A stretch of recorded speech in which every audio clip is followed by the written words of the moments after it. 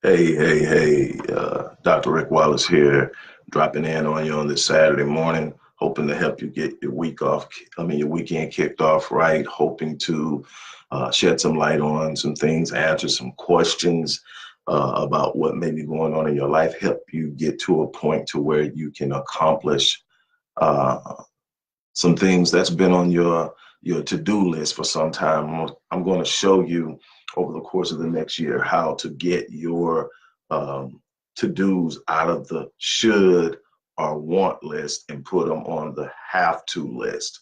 And there's a different level or a different gear in your mind and your brain and your behavior for things that have to get done. If you really think about it, look at the things that you have to do in your life. They get done. Whatever it is, if you have to be to work on time, you find a way to get there. If you have to get your bills paid, the bills that you consider a must, you get them. You find a way to get them paid. And it's the things that we put on our should. I should be doing this. I know I could be doing this. Or it would be nice to be doing this. The problem is when you have it on that list, it's secondary to the things on your priority list. And you have to have it on your list of priorities, and it has to be at the top. It must become a must, a have to, in order for you to be able to truly go after it and conquer it. A lot of us got some unbelievable stuff on our list, but it's on the wrong list. And I'm hoping to show you how over the course of the next year, as I shared with some of you other guys, some of the guys, a few days ago, that one of the goals that I have with the Visionetics Institute for 2019, and we've started already actually, but by the end of 2019, I want to have impacted the lives of 1 million people. And some of those are going to be paying clients. Some of those are going to be people who purchase my work in the forms of books, in the forms of programs and courses. Some of those are going to be people who drop by my YouTube channel and check out what I'm saying. But my goal is by December 31st, 2019, I want to have touched the lives of 1 million people and positively impacted them. And that's my goal. And and there are some other personal goals, obviously, but that's the goal that I want to touch. And it's real important for that to happen. And so I've partnered right now, I'm partnered with Body by God, and we're pushing, and we right now in the midst of a no excuses 30-day challenge, and we're going to continue pushing the no excuses theme throughout the year, along with some other things as we both expand our individual entities and brands. We're also going to be working hand in hand to help enrich the lives of people. I plan on reaching out to some other people that I've worked with in the past, and we're going to connect. I'm hoping to make some new relationships, to partner, to touch lives. But that's my goal. So stay tuned. I'm going to do it. Like I said, some are going to be paying clients. Some are going to be people who drop by the YouTube channel and check out what I have to, and subscribe and pick up the nuggets that I drop almost on a daily basis.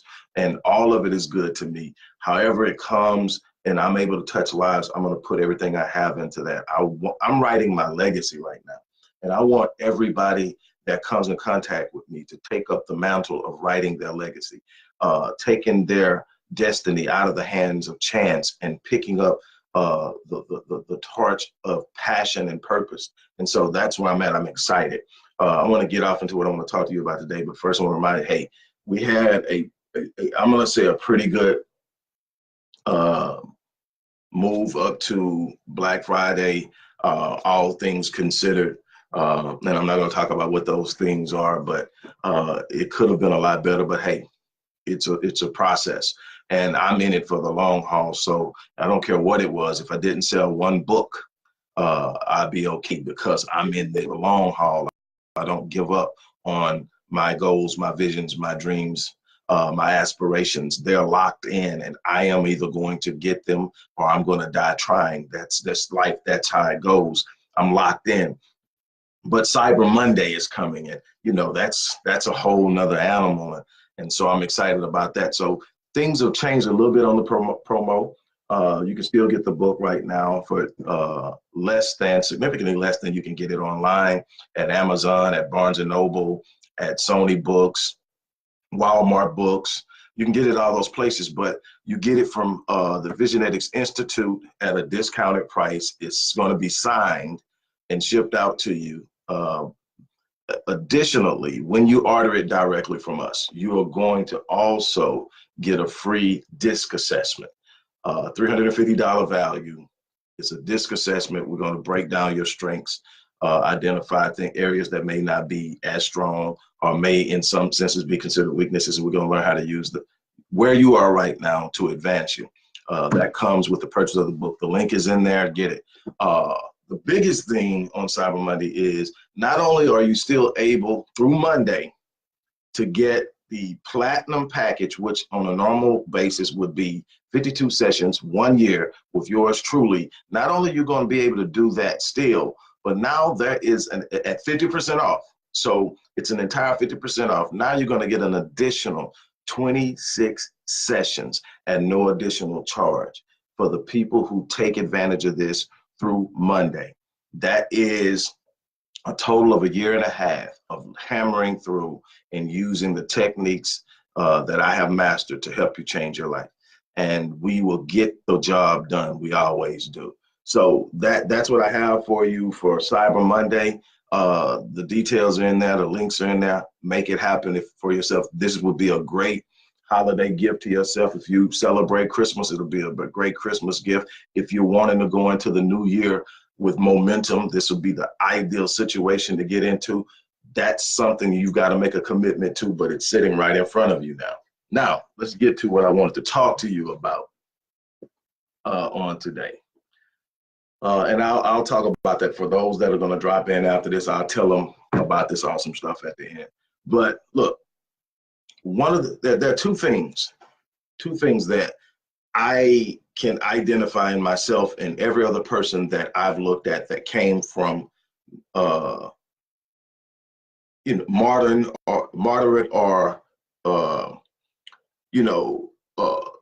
less resourceful means I study people. I look at them. The people, I don't really get hyped about people who grew up with access or grew up with the proverbial silver spoon in their mouth. I'm not excited about them. I'm not hating on them. I'm not upset with who they are and what they got. That's their life, but I can't relate. So I look for people who came from moderate to lack in mindset and in reality, where they came from, what they've done. And the one thing I find very common, the one thing when I look at my life and I start to see things, there's some things that are present. Two things that I want to talk to you about today. I want to talk to you about simplifying the success equation and becoming delusional about your future. And the second one is one that's going to sound crazy to a lot of people, but I'm going to explain it to you. But I want to talk first and foremost about the easier one to understand. The reason that so many people either balk on their visions and dreams or they never even get started on them is because they make things far more complicated than it has to be. They make the idea of going after something complex because they see it as this big, huge thing, and it's with all these working parts. And what you have to understand is if you look at something like a car, no matter how well built it is, no matter how many features it has on it, it starts with a foundation, and the foundation is built upon piece by piece. They don't come in and say, okay, we got all this stuff, and they just throw it in. They start probably with a chassis. On the chassis is going to have front and rear axles, and that's where your wheels are going to be. And then they have the basis for mounting everything else that comes after it, and it's done piece by piece systematically. And over time, they've broken that down to find the best way to get that done with in man hours, in time, and in resources, and cost. And now they've got this efficient thing that they do, and they hammer them out like this. And it's because they simplified the equation. It was big, it was daunting, it was overwhelming, but they simply simplified the equation. What you have to look at is you don't do anything all at once. You have these steps. And so what you want to do is you want to look at this edifice that you're building, this edifice, this structure of success, and you got to understand that it's modular. And I tell people all the time, I work modularly. I build my companies modularly. I write my books modularly. I do everything modularly. What that means piece by piece. I'm not looking at what chapter 23 is going to look like or how I'm going to get to chapter 23. I know what I want to do holistically, and I know how it looks. And so I know what needs to be on the foundation. I know what needs to be on the second level and on the third level and on the fourth level, and finally at the pinnacle of what I'm trying to get done. And so what I do is I start by building the foundation. I do it one brick at a time. I'm not sitting up worrying about how the next brick is going to be laid or how the next segment is going to be done, how the cornerstone is going to be laid. All I'm sitting here and I'm doing it, I'm saying, okay, I'm going to put this in and I'm going to do the best possible job I can at doing it. And when I get that one done, I'm going to sit back and make sure I've got it done as good as I can now. But I'm not going to become obsessed with how perfect it is, because I can always adjust moving up. I just want it to be solid. I want it to be done the best that I can do right now, because what I can do a week from now, a month from now, a year from now is going to be different than it is now, and I can't be overcome by that. I may have to do another structure, but what I'm going to do is build this one brick at a time, and then I'm going to move on. It's simplified. Find the elements of what it is that you try to do and determine what order you're going to work on those, and you build. See, all it takes is one step at a time. You're not trying to do a quantum leap into your destiny. You're working and you're building towards your destiny. Simplify the equation. Stop overwhelming yourself with what's in front of you. That's why so many people don't even start. They look at it and say, man, I don't even see how I'm going to do that. Because you're trying to look at the bigger picture. And if it's something, and I say this all the time, if it's something you've never done before, the chance of you knowing and understanding how to get it done is probably not that high. It means that you're going to develop the capacity to get it done. You're going to develop the capacity to scope out, expand or scale out. You're going to definitely have to develop the capacity. You're going to have to learn. You're going to have to connect with people. You're going to do all these things that will provide the total capacity of what it is you're trying to accomplish. It all takes this. It takes this focus of simplifying the equation. And when you simplify the equation, you'll find that everything that you need to get done will get done in time. You're going to get there day by day, step by step, week by week, month by month, year by year, until you look up and 20 years from now, 30 years from now, you have written a legacy that will outlive you, and you have so much to speak for you. You're going to be accomplished so much along the way. When I looked up 30 years ago, I didn't have 40-something companies on my mind. I didn't have 20-something books on my mind. I didn't have having traveled to so many different places on my mind. I just said, I'm going to win. I'm going to go after life. I'm going to win. I knew that I was going to go after wealth. I knew that I was going to go after success. I knew, but all I needed to know at that point was what was the first step I was going to take. What was I going to do first? And then when I found out what I was going to do first, what about that? What was I going to do first? You know, am I going to do this, or I'm going to do this? How am I going to do it? And it all starts, and you look up and you keep going and you keep going. When it came to the books, it's like I'm writing this one book. When I was writing The Invisible Father, Reversing the Curse of a Fatherless Generation, that was book number 1. It was an extension of an article I wrote way back in high school for the journalism department, way back in high school, talking about the impact of absentee fathers and on the lives, especially of young boys, but on the lives of children, period. And I said, you know, it turned out to be way more successful than I thought it was. It was a cathartic experience for me, suggested by my journalism teacher, but then it turned into something bigger. And so eventually I wrote the book. When I'm writing the book, I'm not thinking about critical mass, my 20th book. It wasn't even on my mind. What I was thinking about is writing that book as good as I can to make an impact, to inspire people, to encourage people, to call people to task, to challenge people. That's what that book was about. And I wrote it, and I went through the challenges of getting it published and all the other things that I had to run against. And that's all I was, but building that, doing everything I had to go through to get that book done, set the foundation of how I was going to move forward with the next one and the next one and the next one. And then you look up and here I am 20 books later with critical mass, and I've got 2 more on the deck already. And it's now something that I look at and say, okay, this year we're going to do 2 books. And there we go. Or this year, I'm going to focus, and it's going to be solely focused on one book, all the way down through the promotion of the book and everything else, but whatever. And that's just one thing. And I've got all these other things going at the same time. And I'm not daunted by it because I have it set up in a system of simplicity that I can go after it every day. I know every day what I'm going to have to do today in order to get to where I'm trying to get to next year. It's simplifying it. Now, here's a part that's a little bit more challenging, at least for some, to understand. You need to be delusional about your future. Those people who have been around me for any time that are closer to me, there's an ongoing joke around me. It's the fastest way to get kicked out of my circle is to tell me or someone in my circle to be realistic. I hate the term be realistic. It sounds good. It sounds responsible. It sounds all that. But in the words of Will Smith, how does he put it?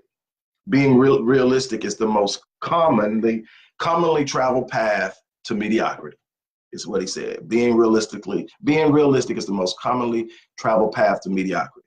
And I can't agree with it more. Like I said, that phrase, be realistic, drives me nuts. Why? Because when a person looks at you after you said that you're going to do something and they say you need to be realistic, what they're telling you is you're trying to climb out of a box that they're comfortable with. They're trying to impose their beliefs on you. They're trying to lock you into their limited thinking. They're trying to close you in. But say, well, you need to be realistic. Something is there, it's there.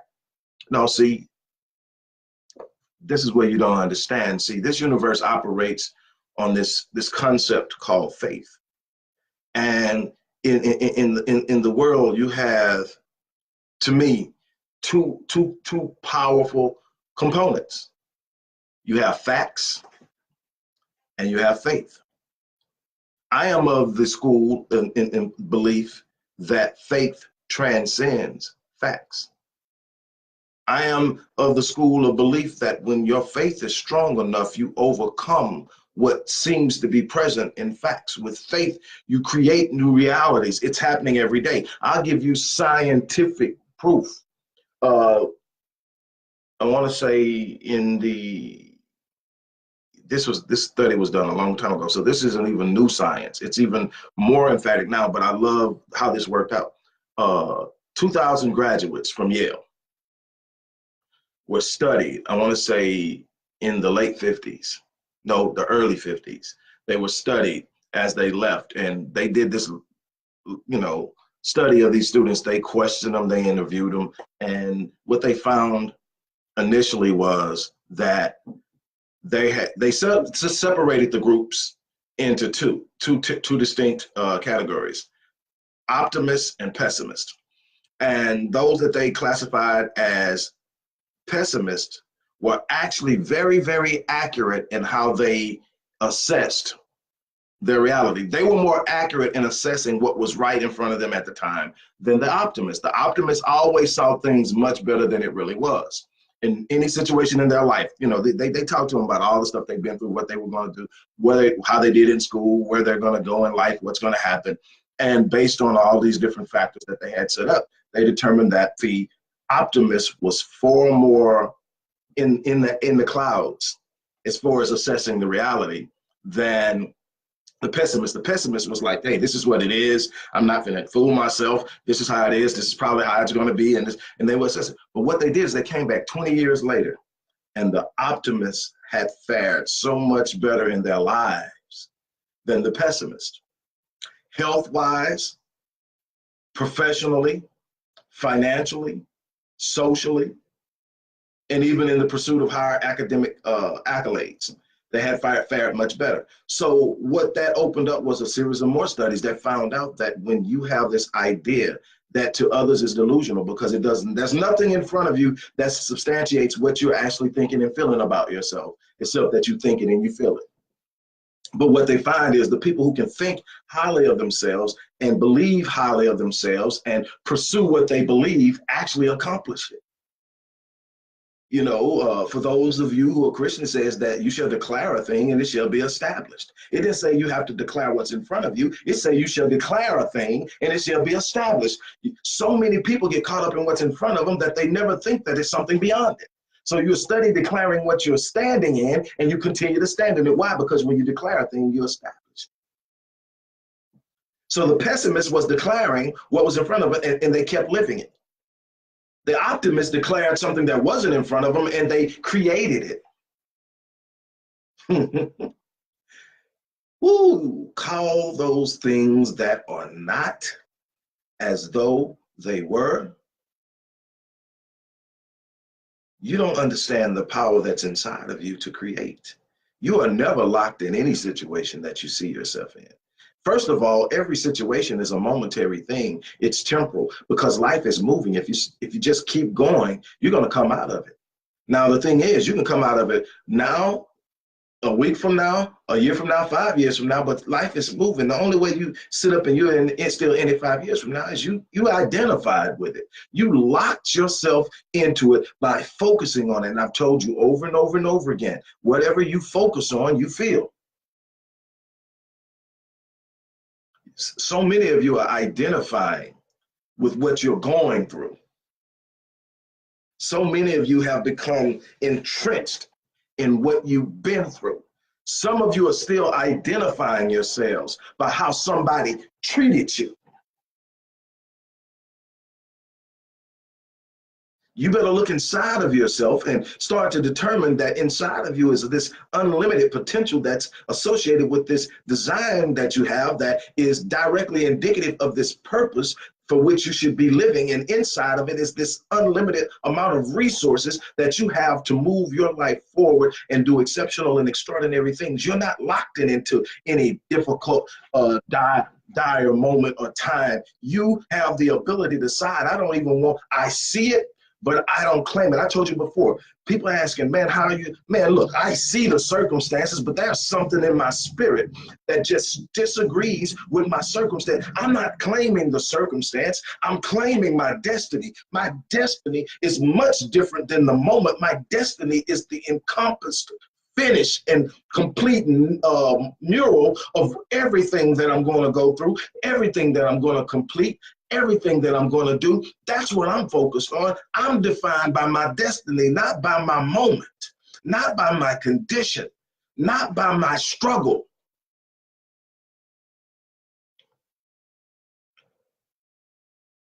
We have to be delusional about our future, about our destiny, because what's in front of us now might not be indicative of what we are capable of, what we have within our ability to do. And we live in a system and a society that purposely shrinks us so that we never ever see the fullness of our potential, that we never pursue the promise of our potential, that we fall in line and become compliant.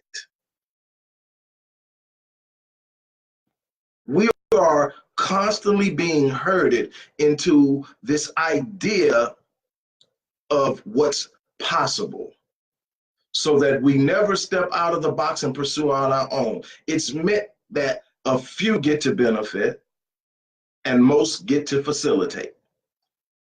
But inside of you is greatness. Inside of you is something so powerful that the only person in the entire world that can stop it is you. The very definition at its purest sense of destiny is that it's destined to happen, meaning that anything, anyone, or anything tries to do to stop it, it only ensures that it happens. Every time somebody throws a roadblock in front of me, you just became a part of my journey, just a part of my destiny. You can't stop me. My destiny is destined.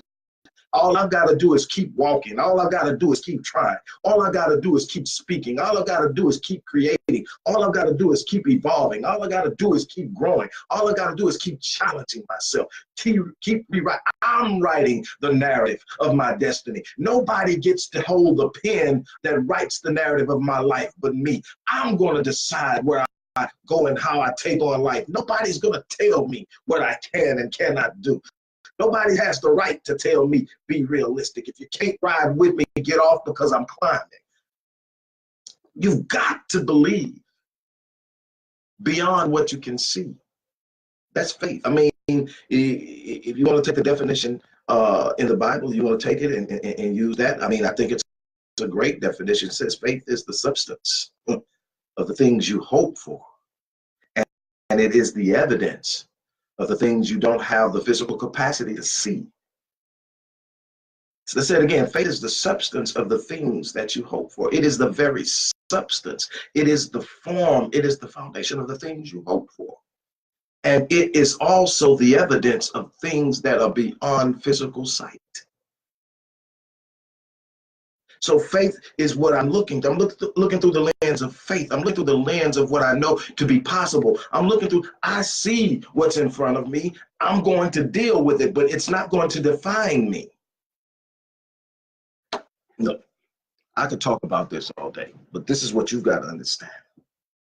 Until you make this connection to your life from a spiritual level, beyond what you can see, but beyond what you can feel, beyond what you can touch, and you start challenging yourself to see what's on the inside, to actually open up the pages of this vision and start to read them and look at them and embrace the imagery of what's in there, and stop quieting the vision, stop quieting the dream, stop quieting the aspiration because it seems too far-fetched that nobody's going to believe you. You don't have to have the approbation, approval, or validation of anybody to step out and live your life in its fullest. You don't need anybody to co-sign your destiny. You don't need anybody to tell you, I believe that. It's great to have, but this is what I can tell you, that when you make up in your mind that you're going to become somebody, when you make up in your mind that you're going to do what your design is demanding of you to do, you're going to do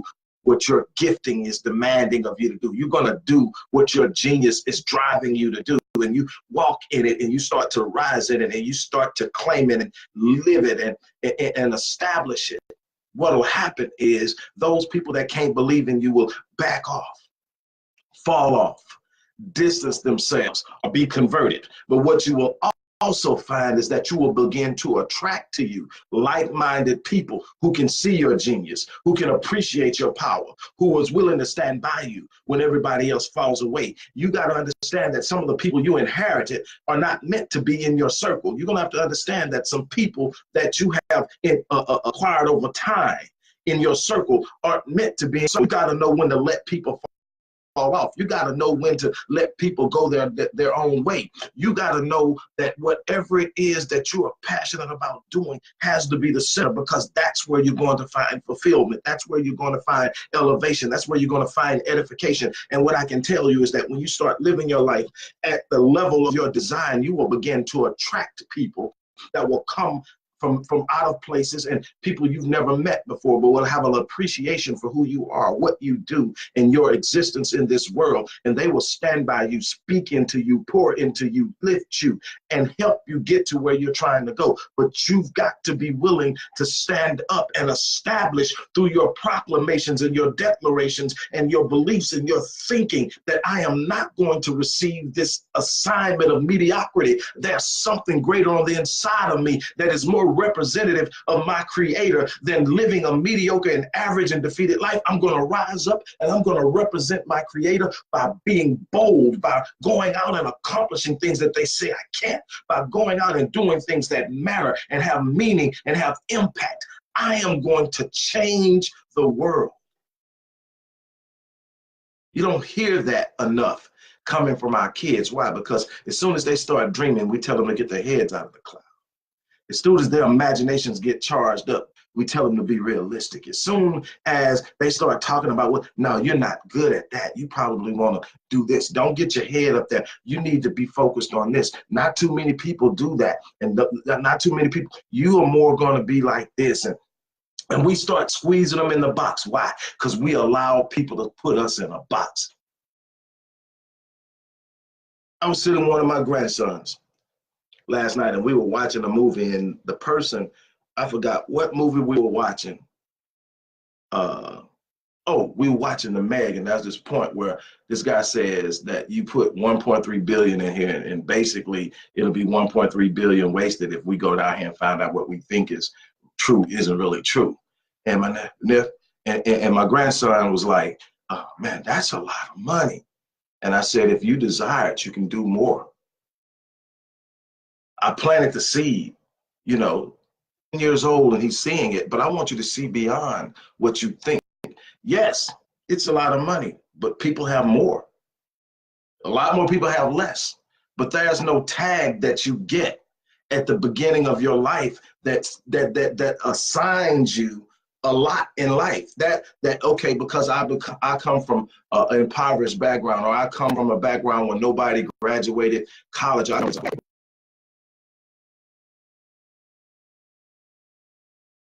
stay on that job as long as possible and work their way up.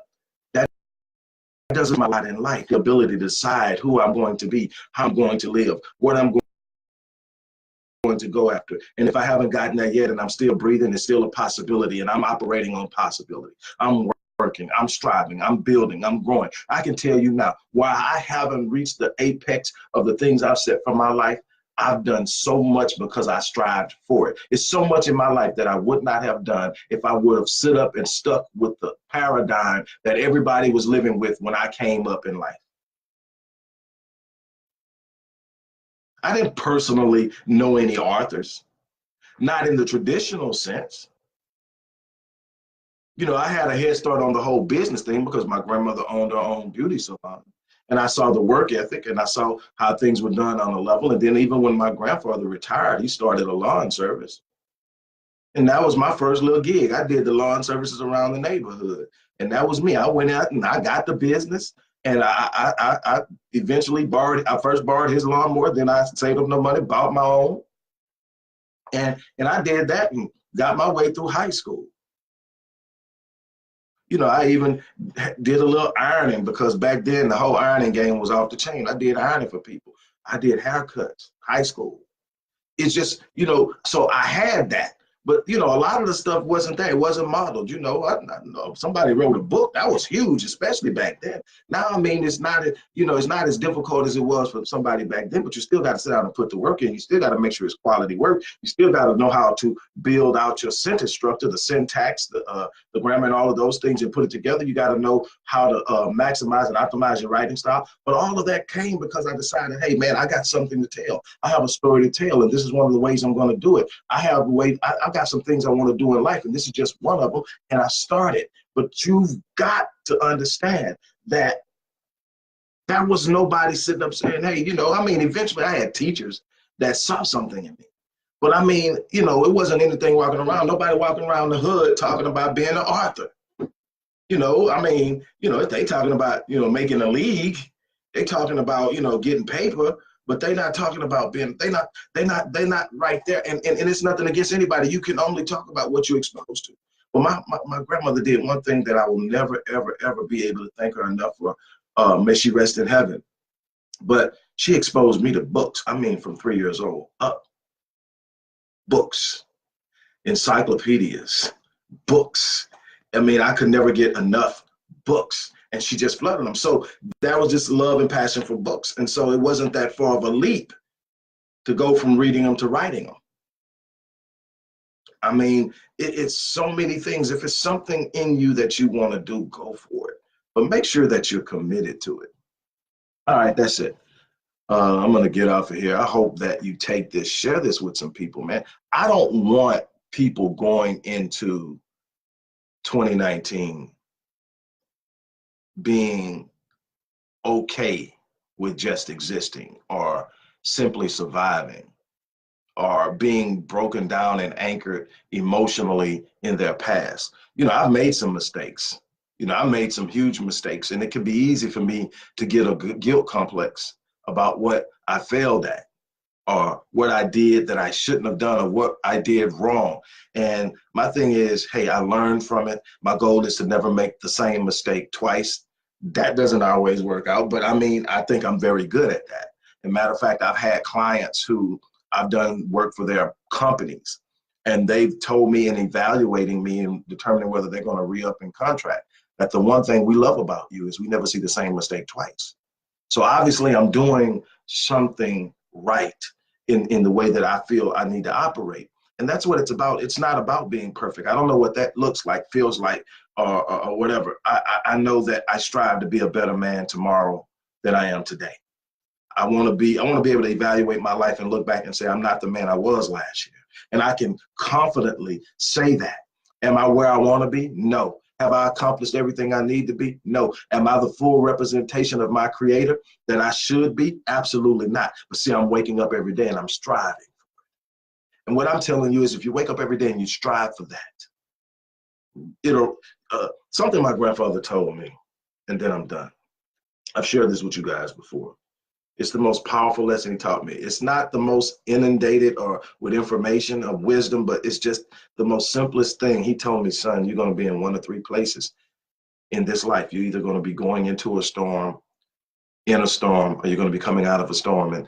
And sitting there listening at 17 years old, sitting there listening to that, I'm going like, man, what kind of outlook is this? You know, everything got a storm attached to it. What's, you know, he says, don't get caught up in that. That's life. That's the process. That's life. You're going to do that. You're going to be in, out, in, and out. But the thing is, the storm is where you grow, son.